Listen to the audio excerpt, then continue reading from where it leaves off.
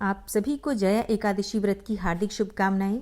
भगवान श्री हरि विष्णु आपकी समस्त मनोकामनाओं को पूर्ण करें। 29 जनवरी 2026 आज दिन है गुरुवार और आज है माघ मास की शुक्ल पक्ष की जया एकादशी का व्रत। तो आज की वीडियो में आप सुनेंगे जया एकादशी व्रत की कथा। धर्मराज युधिष्ठिर बोले, हे भगवान, आपने माघ मास के कृष्ण पक्ष की शर्तिला एकादशी का अत्यंत सुंदर वर्णन किया। आप स्वदेज, अंडज, उद्भिज और जरायुज इन चारों प्रकार के जीवों को उत्पन्न, पालन तथा नाश करने वाले हैं। अब आप कृपा करके माघ मास की शुक्ल पक्ष की एकादशी का भी वर्णन कीजिए। इसका क्या नाम है और इसकी विधि क्या है और इसमें कौन से देवता का पूजन किया जाता है। भगवान श्री कृष्ण बोले कि हे राजन, इस एकादशी का नाम है जया एकादशी और इसका व्रत करने से मनुष्य ब्रह्म हत्या आदि पापों से छूटकर मोक्ष को प्राप्त हो जाता है तथा इसके प्रभाव से भूत पिशाच आदि योनियों से मुक्त हो जाता है। इस व्रत को विधि पूर्वक करना चाहिए। अब मैं तुमसे पद्म पुराण में वर्णित इसकी महिमा की एक कथा सुनाता हूं, तुम ध्यान पूर्वक सुनो। देवराज इंद्र स्वर्ग में राज्य करते थे और अन्य सब देवगण सुखपूर्वक स्वर्ग में रहते थे। एक समय इंद्र अपनी इच्छा के अनुसार नंदन वन में अप्सराओं के साथ विहार कर रहे थे और गंधर्व गान कर रहे थे। उन गंधर्वों में प्रसिद्ध पुष्पदंत तथा उसकी कन्या पुष्पावती और चित्रसेन तथा उसकी स्त्री मालिनी भी उपस्थित थे। साथ ही मालिनी का पुत्र पुष्पवान और उसका पुत्र माल्यवान भी उपस्थित थे। पुष्पवती गंधर्व कन्या माल्यवान को देखकर उस पर मोहित हो गई और माल्यवान पर काम बाण चलाने लगी। उसने अपने रूप, लावण्य और हाव भाव से माल्यवान को वश में कर लिया। हे राजन, वह पुष्पवती अत्यंत सुंदर थी। अब वे इंद्र को प्रसन्न करने के लिए गान करने लगे, परंतु परस्पर मोहित हो जाने के कारण उनका चित्त तो भ्रमित हो गया था। इससे ठीक प्रकार न गाने तथा स्वर ताल ठीक नहीं होने से इंद्र इनके प्रेम को समझ गया और उन्होंने इसमें अपना अपमान समझकर उनको श्राप दे दिया। इंद्र ने कहा, हे मूर्खों, तुमने मेरी आज्ञा का उल्लंघन किया है, इसलिए तुम्हारा धिक्कार है। अब तुम दोनों स्त्री पुरुष के रूप में मृत्युलोक में जाकर पिशाच रूप धारण करो और अपने कर्म का फल भोगो। इंद्र का ऐसा शाप सुनकर वे अत्यंत दुखी हुए और हिमालय पर्वत पर दुखपूर्वक अपना जीवन व्यतीत करने लगे। उन्हें गंध, रस तथा स्पर्श आदि का कुछ भी ज्ञान नहीं था। वहां उनको महान दुख मिल रहे थे। उन्हें एक क्षण के लिए भी निद्रा नहीं आती थी। उस जगह अत्यंत शीत था, इससे उनके रोंगटे खड़े रहते थे और मारे शीत के दांत बजते रहते थे। एक दिन पिशाच ने अपनी स्त्री से कहा कि पिछले जन्म में हमने ऐसे कौन से पाप किए थे जिससे हमको ऐसा दुखदाई पिशाच योनि प्राप्त हुई। इस पिशाच योनि से तो नरक के दुख सहना ही उत्तम है, अतः हमें अब किसी प्रकार का पाप नहीं करना चाहिए। इस प्रकार विचार करते हुए वे अपना दिन व्यतीत कर रहे थे। दैव योग से तभी माघ मास में शुक्ल पक्ष की जया नाम की एकादशी आई।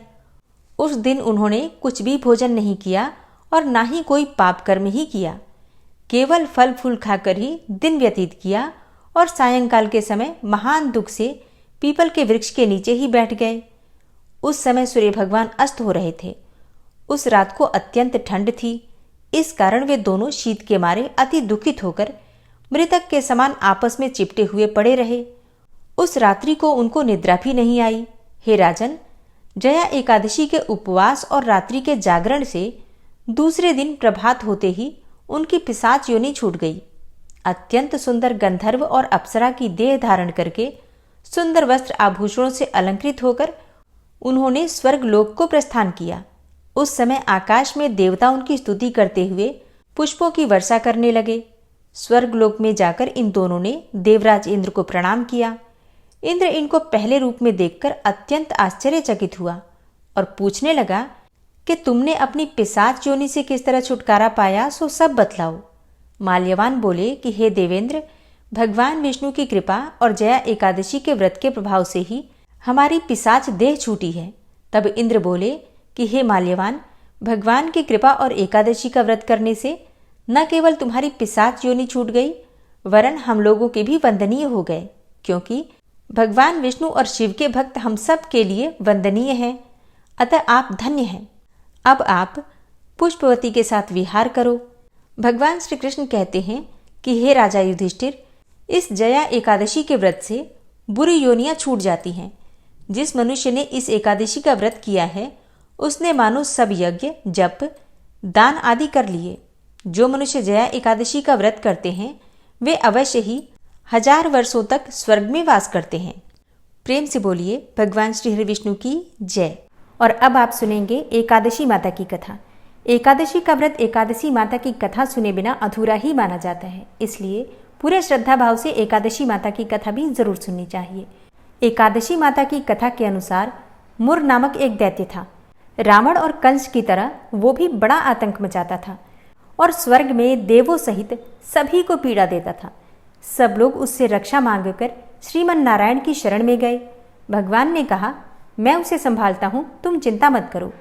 सभी देवताओं को आश्वासन देकर भगवान मुर के साथ युद्ध करने लगे, लेकिन अपनी सारी शारीरिक शक्ति लगाकर भी भगवान विष्णु कुछ नहीं कर सके। भगवान को युद्ध के मैदान से पलायन करना पड़ा। तब वे हिमालय की एक गुफा में जाकर छुप गए। मुर भी उनका पीछा करते हुए वहीं पहुंच गया। भगवान ने ध्यान करना शुरू किया और उनके मन से एक शक्ति उत्पन्न की, उनकी मानसिक शक्ति, और इस शक्ति ने बाहर आकर मुर को अपनी तलवार से मार डाला। हम जानते हैं कि शरीर में 10 इंद्रियां हैं, 5 ज्ञानेंद्रिय और 5 कर्मेंद्रिय। 11वीं इंद्रिय है मन। संस्कृत में एकादशी का अर्थ है 11। चूंकि यह देवी उनके मन अर्थात भगवान की 11वीं इंद्रिय से निकली थी, इसलिए भगवान ने उन्हें एकादशी के नाम से पुकारा।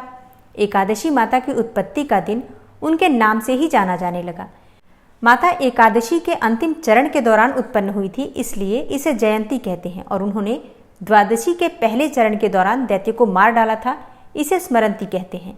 अब एकादशी के दिन व्रत क्यों करना चाहिए, भोजन क्यों नहीं करना चाहिए, तो इस बारे में भगवान ने घोषणा की कि एकादशी के दौरान देवी के इस महान कार्य के कारण पूरे जगत में कोई भी पाप नहीं रहेगा। लेकिन पाप तो पहले से ही है। जब उसने यह सुना तो पाप पुरुष आश्रय की तलाश में इधर उधर भागने लगा। एकादशी के दौरान वह कहाँ रहेगा? वह जहां भी गया सभी ने उसे आश्रय देने से इनकार कर दिया। तब अंत में भोजन अर्थात अन्न एकादशी के दौरान उसे आश्रय देने के लिए सहमत हो गया। इसके बारे में एक श्लोक है, यानि कानि च पापानि ब्रह्महत्यादिकानि च अन्नमाश्रित्य सर्वाणि तिष्ठन्ति हरिवासरे अघम स केवलम भुंक्ते यो भुंक्ते हरिवासरे। तो एकादशी के दौरान सभी पाप भोजन में ही आश्रय लेते हैं, और जो कोई मनुष्य इस दौरान यानी एकादशी के दौरान भोजन करता है, ये पाप उस व्यक्ति में प्रवेश करेंगे और रोग, समस्या, हानि, परेशानी इत्यादि बन जाएंगे। इसलिए एकादशी के दिन व्रत धारण करना चाहिए। भगवान विष्णु ने कहा कि जो भी मनुष्य एकादशी के दिन व्रत धारण करेगा उसके समस्त पाप नष्ट हो जाएंगे और उसे अंत में विष्णुलोक की भी प्राप्ति होगी। एकादशी को विष्णु भगवान की कन्या भी कहा जाता है, क्योंकि वह भगवान की मानस पुत्री हैं। उनकी मूर्ति पुरी जगन्नाथ मंदिर और द्वारका धाम में भी है। भगवान के धर्म की रक्षा के लिए जितने भी अवतार हैं वे सभी एकादशी के दिन ही हुए हैं, इसलिए यह इतना पवित्र दिन है। एकादशी व्रत का प्रभाव बताते हुए भगवान श्री कृष्ण ने धर्मराज युधिष्ठिर से कहा, गालव मुनि का भद्रशील नाम का एक पुत्र था। भद्रशील ने छोटी उम्र से ही एकादशी व्रत का पालन करना शुरू कर दिया। मुनि ने उन्हें ऐसा करने के लिए कभी नहीं कहा था। एक बार मुनि ने भद्रशील से पूछा कि उन्हें इस व्रत को करने को किसने कहा है। भद्रशील ने कहा कि मैं तो कई जन्मों से एकादशी का व्रत करता आ रहा हूँ। आमतौर पर किसी को भी अपना पिछला जन्म याद नहीं रहता। जब तक आप माँ के गर्भ में होंगे तब तक आपको पिछले जन्मों की याद रहेगी, लेकिन जन्म से ठीक पहले यह स्मृति मिट जाती है। लेकिन भद्रशील को पिछले जन्म की याद उस समय भी थी। यह एकादशी व्रत की शक्ति थी जिसका वे पालन करते थे। वे एक पूर्व जन्म में धर्मकीर्ति नामक राजा थे। धर्मकीर्ति बहुत क्रूर था, उसे कोई पसंद नहीं करता था। ऐसा कोई पाप नहीं था जो उसने नहीं किया हो। एक बार वह अपने सैनिकों के साथ शिकार पर गया। उसने एक हिरण को देखा और अपने सैनिकों को उस हिरण को चारों ओर से घेरने के लिए कहा। राजा ने कहा कि जो भी उस हिरण को भागने देगा उसका पूरा परिवार मार डाला जाएगा। हिरण ने यह सुना और सोचा, बेचारे सैनिक, मैं उनमें से किसी को कुछ भी नहीं होने दूंगा। हिरण राजा के पास से निकल भागा। राजा ने हिरण का पीछा किया। सूर्यास्त होते राजा एक घने जंगल के अंदर फंस गया। हिरण कहीं दिखाई नहीं दे रहा था। राजा ने एक पेड़ के नीचे रात बिताई। उसने दिन भर में कुछ भी नहीं खाया था। उसे चारों ओर से खतरनाक जानवरों के गुर्राने की आवाज़ भी सुनाई दे रही थी। वह सो भी नहीं सका। राजा ने डर से श्रीहरि परमात्मा से प्रार्थना करना शुरू कर दिया। फिर सुबह होते ही उसकी मृत्यु हो गई। यमदूत आए और उसे यमराज के पास ले गए। यमराज ने पूछा, तुम लोग इन्हें यहाँ क्यों लाए हो? इनका स्थान तो वैकुंठ में भगवान महाविष्णु के बगल में है। यमदूतों ने यमराज से कहा, लेकिन राजन, यह तो महापापी है। यमराज बोला, नहीं, वह सब चला गया है, ये अब बिल्कुल पवित्र है। जिस दिन इसकी मृत्यु हुई वह एकादशी थी। उन्होंने दिन भर उपवास किया और रात में जागते हुए श्रीहरि का स्मरण किया। उनके सारे पाप दूर हो गए, ये पवित्र हो गए। तब यमराज ने स्वयं एक स्वर्ण रथ बुलवाया और राजा को वैकुंठ भेज दिया। इसके बाद जब लोगों को इस बारे में पृथ्वी पर पता चला तो वे सभी एकादशी का पालन करने के लिए और अधिक उत्साहित हो गए। तो प्रेम से बोलिए, एकादशी माता की जय।